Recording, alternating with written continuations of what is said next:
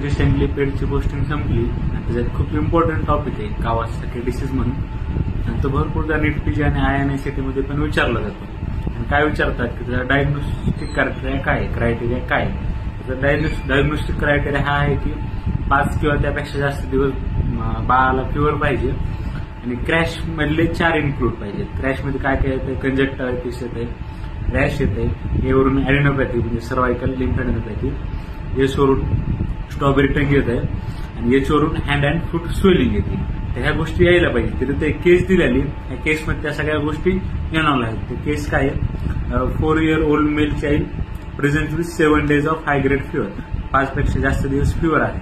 On exam you note that the child's extremities are swollen, म्हणजे oedema पण आहे एक्स्ट्रीमिटीजचा, हँड अँड फूटचा, आणि covered by an erythematous micropapular rash, rash पण आहे.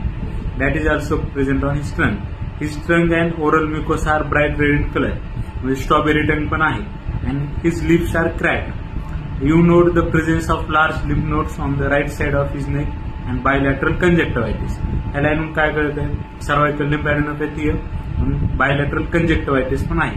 Seems to spare the limbic region. तर ह्या केसमध्ये ते पहिलं पण आले फिवर आणि बाकीचे 5 क्रायटेरिया पण इन्क्लूड झाले, म्हणून त्याला काय कावासाकी डिसीज. क्रॅशमध्ये काय ते कंजक्टिव्हायटिस, रॅश, एवरून ॲडिनोपॅथी, एसवरून स्ट्रॉबेरी टंग आणि एसवरून हँड अँड फूट स्वेलिंग.